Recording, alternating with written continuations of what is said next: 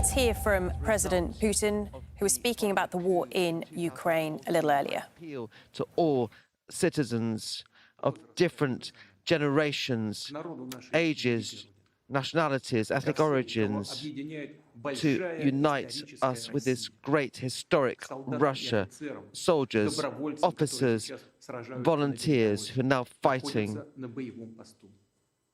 in their posts. I appeal to my brothers and sisters, our brothers and sisters in the Donbass and other freed areas from the Nazi regime for the need to take urgent measures for security and territorial integrity of Russia, to strive for our compatriots and to stop the aggression of all those who are using their power against us to block any independent sovereign state which clearly threatens other countries from their integrity. The aim of the West is to weaken, bring down and destroy our country. They clearly speak about the fact that in 1991 they were able to bring about the collapse of the Soviet Union, and now they want to bring about the collapse of Russia, of the deadly enemy. And they have had these plans for a long time. With their attacking infrastructure, they have brought about with their weapons for decades, threatening Russia and above all Ukraine with their anti-Russian plans, and threatening war with our country. In 2014, using the armed forces, they organized a genocide, a blockade, and refused to recognize the power, the government. And after, with this regime has virtually refused any peaceful settlement in Donbass, then there's a threat of nuclear weapons, which is absolutely not okay.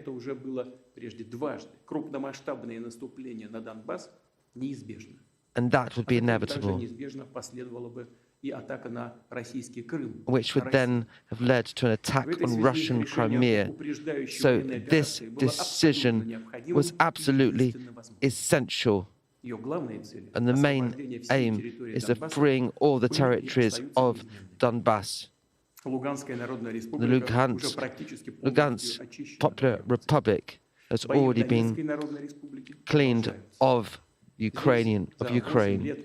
For 8 years, the Kiev regime has been dragging this out for so many years.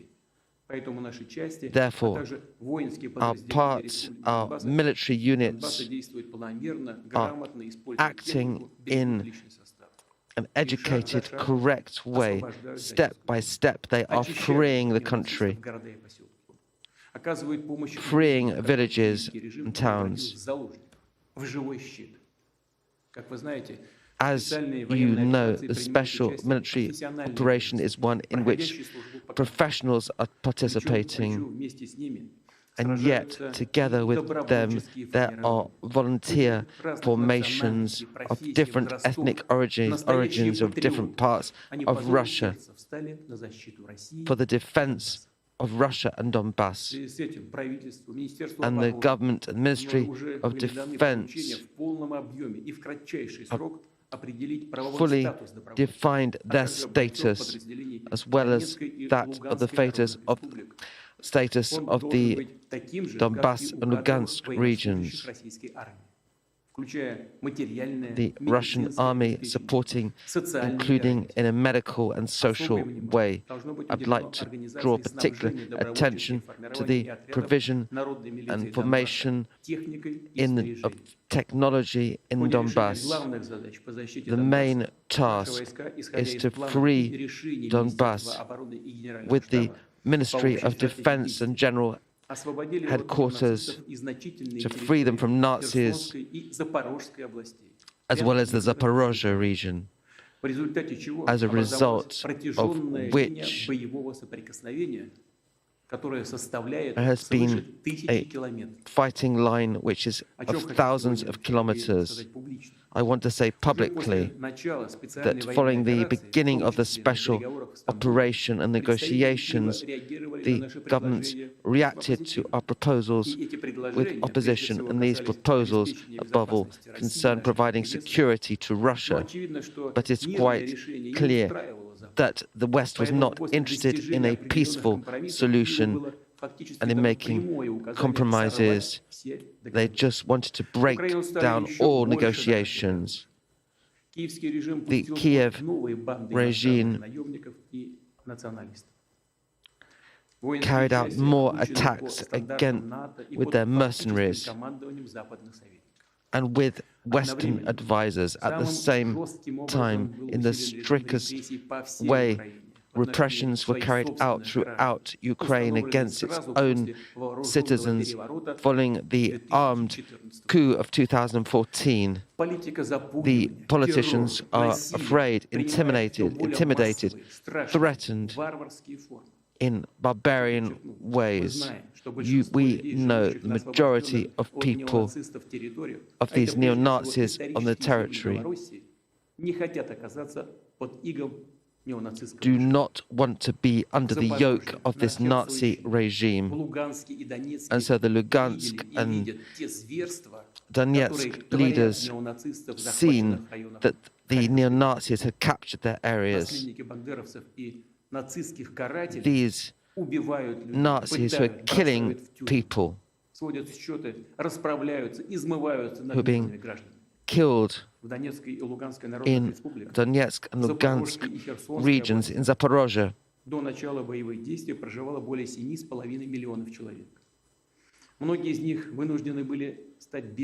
There are about 500,000 people, many of whom had to become refugees.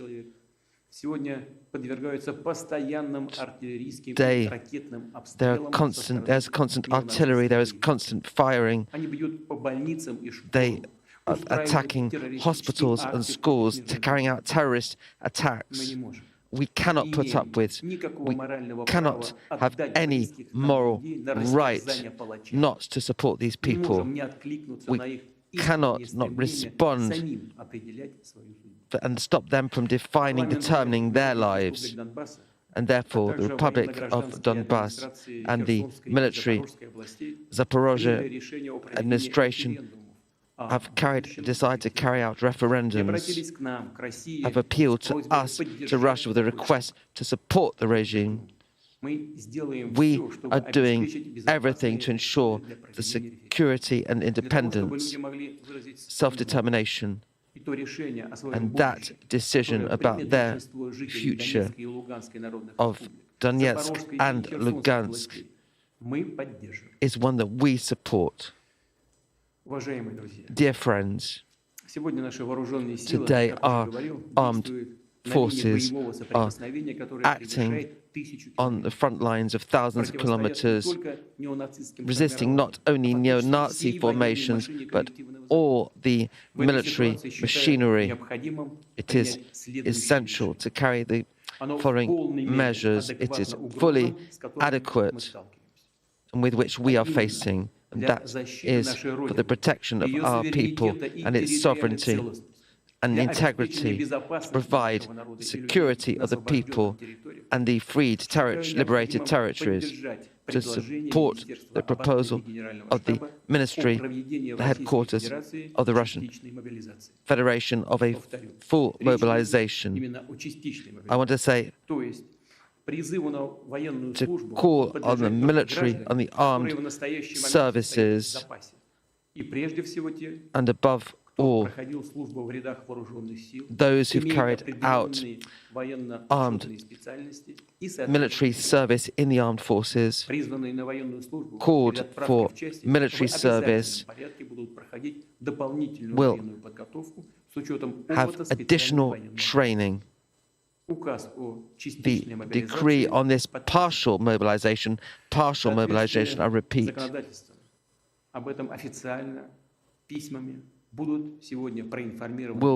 they will be informed today by the Federal Assembly. The mobilized units will today, on the 21st of September, be informed, including the main regions, provide all essential means for the military commissariat for mobilization, status of guarantees to carry out military service according to a contract. This partial mobilization will have additional measures with the leaders, managers of companies to be able to increase their production of military equipment. In turn, all material questions, resources, financial questions must be solved by the government quickly. Dear friends, the aggressive anti-Russian policy has led to this. We constantly hear threats against our people. Irresponsible politicians in the West speak about offensive weapons, the threat of offensive weapons. Such terrorist strikes, including the use of Western weapons, is something including going up to our borders, to the Kursk region. Planes, ships, satellites. NATO is threatening the whole of Russia. Washington, London, Brussels, constantly putting pressure on our territory.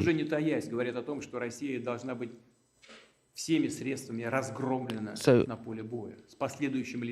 Russia needs to make the following economic, cultural and all steps or consequences for this threat for the country of this nuclear blackmail, not only in the West, but also the threat to the nuclear power station and the words that have been expressed by certain representatives of former leaders of Ukraine about the threat that Russia could apparently use weapons of mass destruction or nuclear weapons.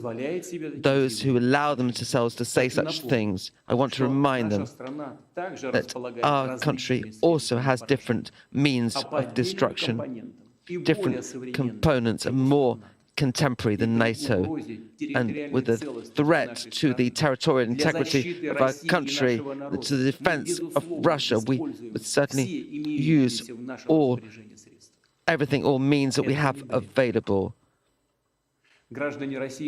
Citizens of Russia can be convinced that the territorial integrity and our independence and freedom will be ensured. I emphasize this one more time, with all means that we have at our disposal. And anyone who tries to blackmail us with in a nuclear way, know that this can come back to them. Our historical tradition of our people is to have a peaceful leadership. Our motherland. We will do this, and we will. I am convinced in your support, confident for your support. OK, if you were just joining us, we're just hearing there from President Putin of Russia giving a pre-recorded televised address there to the public, announcing a partial military mobilization of the Russian army. We were expecting an address from him yesterday, a live address, where there was speculation he was going to order a full mobilization of forces, as well as unveil his plans to annex parts of Ukraine which are currently held by his troops. But instead, that speech never came. But now, indeed, we have heard from President Putin there in a recorded message. Let's go to our correspondent, Gabriel Elizondo, who is live in Kyiv, and see what he makes of the speech. So, announcing a number of times that this is a partial military mobilization of his army. What exactly does that mean, do we think? Well, this is certainly a very defiant speech by Vladimir Putin, and there are three things that really came out of this that struck me. Number one, as you mentioned, he did confirm a partial mobilization of Russian military forces. He stressed that it was partial, not a full mobilization. What exactly will this look like? He didn't say. We'll have to find out in the coming hours as more details come out from the Kremlin on what this means. In general, a full mobilization would mean, in general, that any military-aged man, 18 to 60 years old, roughly, could not leave Russia and would need to join the military. It's unclear if this partial mobilization means that or not, so we'll have to get more facts on exactly what this means. But clearly, it is an indication that Vladimir Putin wants to ramp up the amount of military forces that he can call on to fight this war in Ukraine. So no matter how you look at it, it is definitely an escalation, if you will, and a realization that perhaps Moscow needs more troops in Ukraine to achieve military goals. Now, beyond that, he did also confirm, a very big headline out of this speech, is that he did confirm that he is moving forward with referendum votes to take place on Ukrainian territory that is occupied by Russia right now. He mentioned Donbass a lot, the regions of Luhansk and Donetsk. He said that they will have accepted Russian-imposed officials in those two regions their request to hold referendum votes. He said that they will move forward with that. And he also mentioned the region of Zaporizhia as well. Interestingly enough, he did not, as far as I could hear, mention Kherson, the region in the far south. What's interesting about this is what Vladimir Putin is saying is they're going to move forward with referendum. That's the first step to full annexation in those three regions. Two of the three, Zaporizhia and Donetsk, Russia only controls about 50% of those territories. So this will be very unprecedented and very interesting to see how they plan to hold this referendum in territory that they don't even control all of. In fact, in Zaporizhia, they don't even control the regional capital of that area either. Beyond that, the other thing that struck me was towards the end of his speech, clearly mentioning nuclear, saying that Russia will use all of its available means to defend what he calls Russian sovereignty and Russian territory, and even mentioned, the insinuating that all options are definitely on the table. Definitely that's something he's mentioned in the past or hinted at the past, but you heard it straight from Vladimir Putin's mouth right there that he is prepared to use any means necessary to defend what he considers to be Russian sovereign territory. And Gabriel, let me pick you up on the plans on the referendum that we are now getting more details about. A lot of criticism from the West on that yesterday. And how exactly does he plan on doing this when the country's in the middle of the war?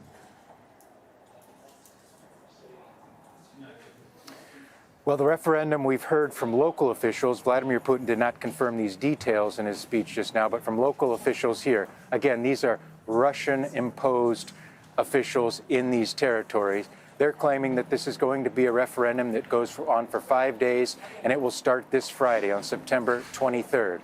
How exactly they plan to pull this off is really anybody's guess. It seems to be sort of hastily being put together. It appears that one official in Zaporizhia said that this will be a vote that will take place on the internet and by mail. But the internet doesn't work in some of the regions that they're talking about. And also by mail. Mail service doesn't work in some of these regions either.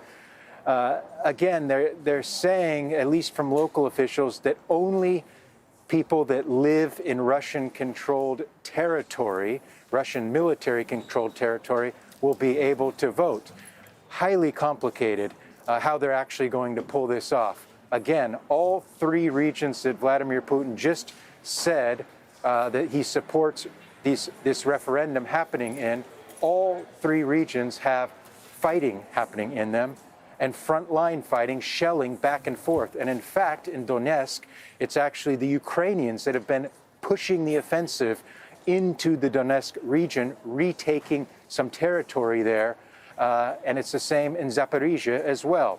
So how exactly they plan to pull this off is really anybody's guess. But I can tell you the view from the international community and the view from here in Kyiv is that this is simply a joke. They sort of roll their eyes at this and say this is, in their words, a sham. In fact, President Volodymyr Zelensky said in an address last night, he just almost brushed it off as saying that this is just a show and it won't change anything. We also heard from Washington officials there, including the Secretary of State from the United States, calling this simply a sham and that it will not be recognized. Any referendum on Ukrainian territory by Russia will simply not be recognized. We heard that from France as well. So the Western community is sort of rallying around that they're just simply not going to recognize this and almost shrugging their shoulders. But with that said, this certainly will complicate the situation in Ukraine, both for the Ukrainians and the West in general, on how Ukraine will respond to this, because certainly this will take the war potentially in a new trajectory. Okay, good to speak to you there, Gabriel Elizondo, there for us in Kyiv.